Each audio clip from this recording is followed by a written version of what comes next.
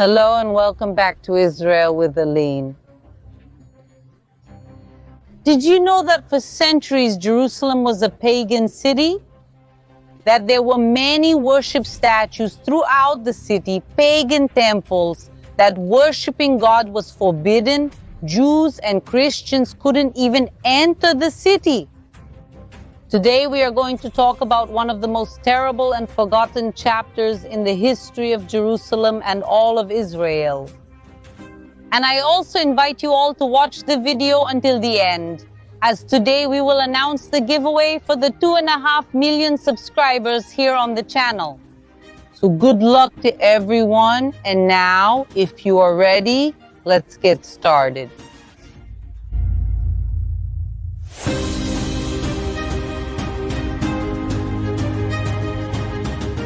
Our story begins in the year 130 Anno Domini, when the Roman Emperor Hadrian visits Jerusalem.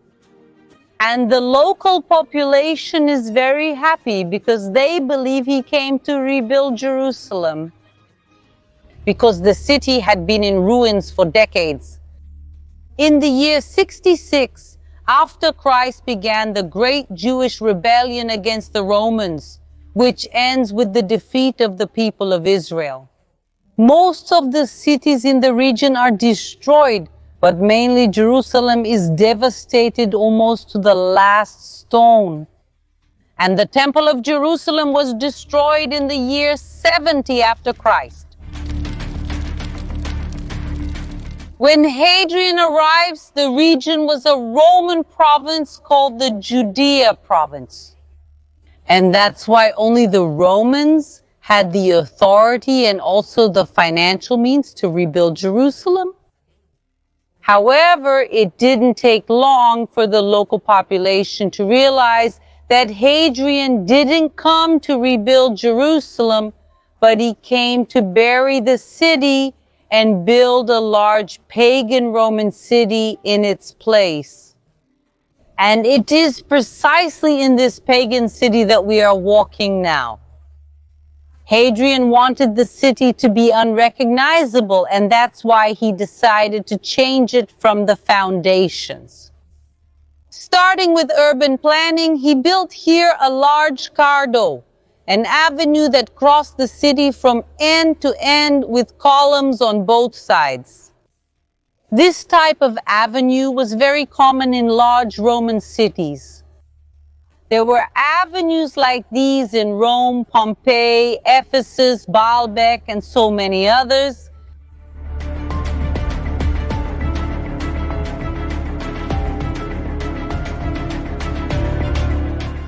In this large painting, we can see what the cardo looked like, what this great avenue looked like after being built by Hadrian.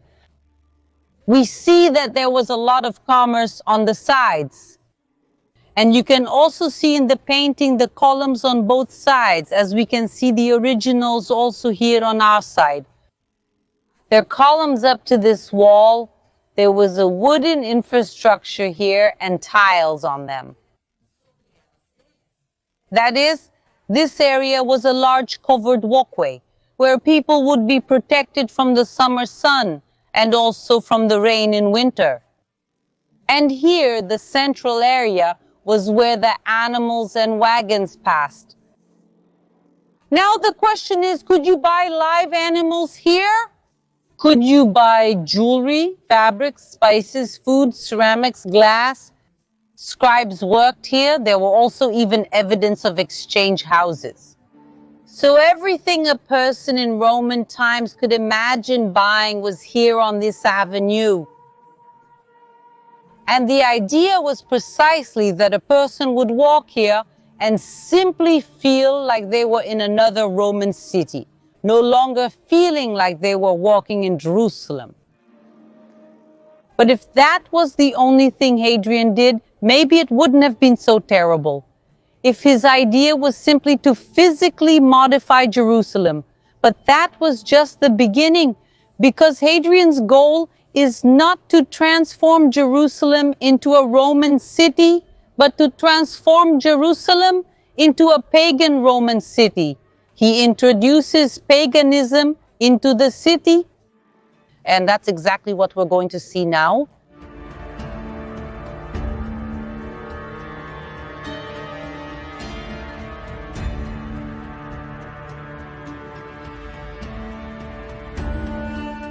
Hadrian builds 2 large pagan temples in the city and fills it with images of worship. One of these temples was in honor of the goddess Aphrodite, the goddess of love and sexuality. And of all the places in the city where he could put this temple, where does he put it? He puts it in one of the main Christian worship places in the city. Look at this. This repeats throughout history. Often the same people who persecute the people of Israel and the Jews also often persecute Christians. And that's exactly what happens here in the city. Hadrian will persecute not only the Jews, not only the people of Israel, but also the Christians. Remembering that at this time, in the year 130, a good part of the first Christians are what we call Christian Jews. And now, what is the second temple that he builds in the city? He builds a temple in honor of Jupiter, the father of the gods, according to Greco-Roman mythology. And where does he place the temple of Jupiter? What's the worst place you can imagine in the city? Yes, precisely, the temple of Jupiter is going to be placed on the Temple Mount, which is right behind us. The place where the Jerusalem temple stood, which the Romans themselves destroyed, is where they put a pagan temple. Imagine what an affront that was, a Mount Moriah, where Abraham took his son Isaac to be sacrificed.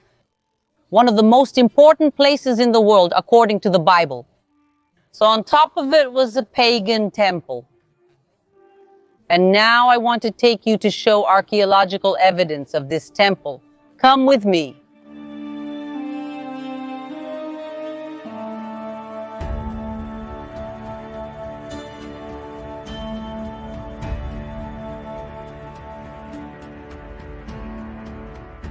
Here beside us, we see the original stairs that gave access to the Temple of Jerusalem.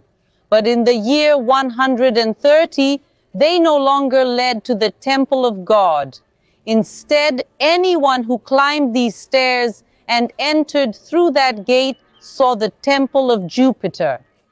And next to the Temple of Jupiter, there was a large statue of Hadrian, mounted on a horse.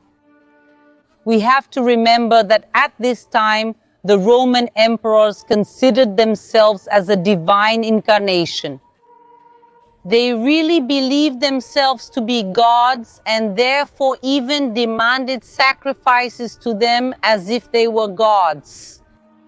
So the person who went up saw Hadrian, a gigantic and imposing statue. In the year 333, a pilgrim comes to the Holy Land. His name is the Pilgrim of Bordeaux, and he reports in the smallest details what he sees. And he tells that he sees 2 large statues. One is of Hadrian, and the second statue was of Antoninus Pius, who is Hadrian's successor. And beneath these statues there were inscriptions. And look how impressive. When we arrived here at the Hulda Gate, up there we see a Latin inscription. This inscription was part of those inscriptions that were at the foot of the statues. And in this inscription it is written the following: to Titus Aelius Adrianus Antoninus Augustus Pius, augur pontiff decreed by the decurions. You saw that the inscription here, it is upside down. It's a bit strange. But what happens is that this inscription, its original place was not here. It was at the foot of this large equestrian statue on the Temple Mount. But as time went by, the statue and also the Temple of Jupiter were destroyed, and the following peoples who passed through here rebuilt this place. They are not going to now take stones out of nowhere and cut from scratch, but they are going to do a kind of recycling. In archaeology, we call this spolia. They take stones that already existed, were already cut, fallen from another building, and put them here. So this is a secondary use of this inscription, but this is archaeological evidence of the statues and the temple that were here. And in addition to that, in the few excavations that were able to be done on the Temple Mount, a centaur was found. And this centaur is also probably related to this pagan temple built by Hadrian. And what types of sacrifices were made in the temple of Jupiter? Animal sacrifices were made, including pig sacrifices. And it doesn't end there, folks. Hadrian forbids the entry of Jews and Christian Jews to Jerusalem. They could not live or even enter the city except for 1 day a year. On the 9th day of the month of Av, the day of the destruction of the temple, and on this day, Jews were allowed to enter to stay among the ruins of the temple and cry and mourn. It's a day of mourning for the people of Israel and for all of Israel to this day. But what would happen to someone who decided to enter Jerusalem on another date? The penalty was the death penalty. So serious was Hadriano about removing any trace of the people of Israel from the city. And he builds Roman camps here in the city on the main hill so that the soldiers really enforce these rules and that no Jew would enter here. But Hadriano expels the city's population and it becomes practically empty. And that's why he imports foreigners to Jerusalem. He brings pagans to the city so they can come here to worship in all this pagan infrastructure that he builds. But the burning question is, why does Hadriano do all this? It's a great effort to rebuild an entire city, pagan temples, expel population, bring another. It's really a very big job, but Hadriano's ultimate goal was very clear. He wanted to erase the history of the people of Israel. That was the goal, because he believed that by erasing the history of the people of Israel, he would break the connection that the people had with God. And that's why one of the first prohibitions he makes, not only for Jerusalem, but for the entire Judean province, was precisely to prohibit circumcision, which is a symbol of God's covenant with Abraham. This is the covenant that you will keep between me and you and your descendants. All males among you must be circumcised. My covenant will be in your flesh and will be an everlasting covenant. And some years later, he also banned the study of the Bible because he believed that without the Bible, without Jerusalem, and without the land of Israel, the people would abandon their faith in God. And that's why he will also change the names of the places. For example, Jerusalem. Jerusalem was the capital of the people of Israel since the time of David. By that time, more than 1,000 years had passed, and that's why he wanted to erase Jerusalem, literally from the map, not only physically, but also in name. And he changes the name of the city from Jerusalem to Aelia Capitolina. Aelia in honor of his family's name, and Capitolina in honor of the Capitoline triad, which were the three main pagan gods of Rome, Jupiter, Juno, and Minerva. And he changes the name of the entire region, which was then called the province of Judea, or as they pronounced it, province of Judea, and they change it to the province of Syria, Palestine. Indeed, the name Palestine that some people still use to this day, the first time it was officially used was by Hadrian in the year 130. And I see many people precisely using this name and trying to rewrite history. And that's why I also want to take this opportunity, since we're talking about Hadrian who tried to erase and rewrite history, let's now talk about the true origin of the name Palestine. The first reference we have to a name that recalls the name Palestine is an inscription from the Egyptian pharaoh Ramses III, who mentions Pleshet. Pleshet referred to one of the sea peoples and invading people from the region that is today Greece. And this people settled on the southern coast of Canaan, and we know this people by their biblical name, Plishtim, or in English, Philistines.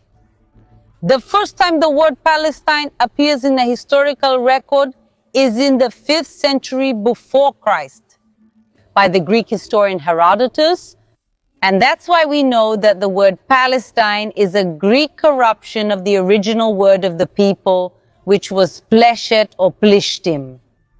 And the Philistines are really a people who lived here on earth for many, many centuries. In fact, they are known in the Bible for being the great enemy of the people of Israel.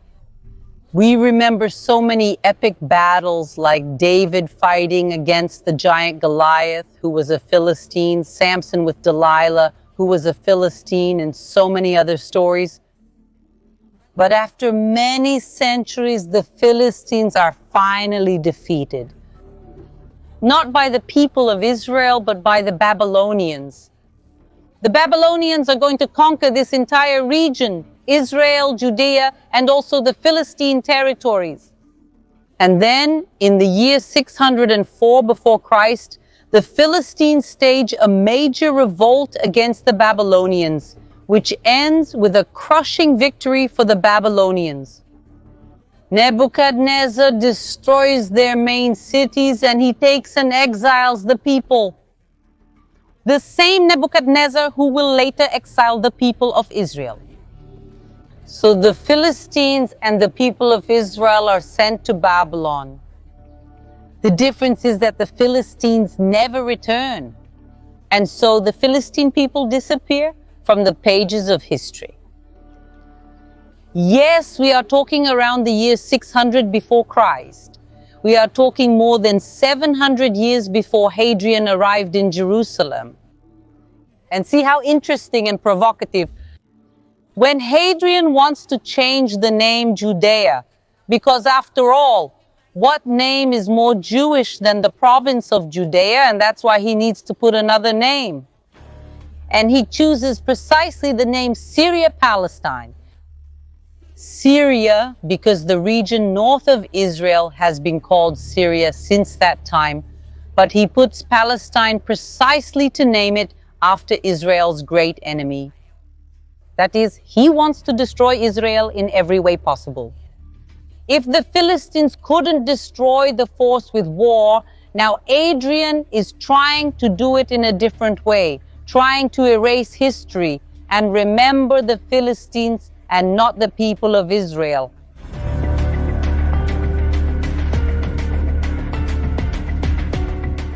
Hadrian was not the first to try to erase the history of the people of Israel, and not the last. We remember that long before Hadrian, the Amalekites tried to do this. The Philistines themselves, and also in modern times, less than 100 years ago, Hitler and Nazi Germany tried to completely erase the history and the people of Israel. We see how they burned books, destroyed documents and monuments. And even to this day, we see people trying to rewrite history and tell a false narrative to the whole world.